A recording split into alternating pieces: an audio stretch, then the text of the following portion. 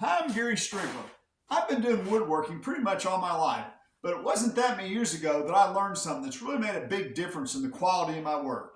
And that is whether you're working on the job site or in a shop, having a really flat spot to do your work on.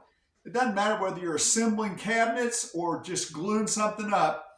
If you've got a surface that's not level that you're working on, not flat, you're not going to get a great product. So this is a 4x8 table that I have in my shop that I use for a lot of different things. Actually, right now, I'm storing some things on it that I want to make sure that they stay flat.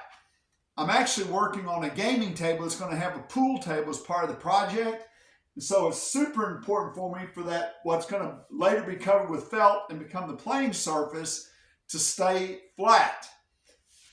What I did is I started out with really a pretty rough table that I'd had in the shop for a long time to do glue ups on.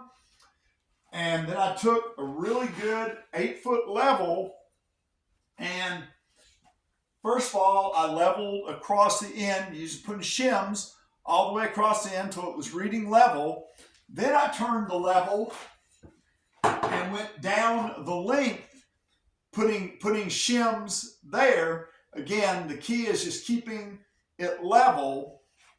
And after that, I went across the end, and then I did a series of shims about every foot all the way across the table.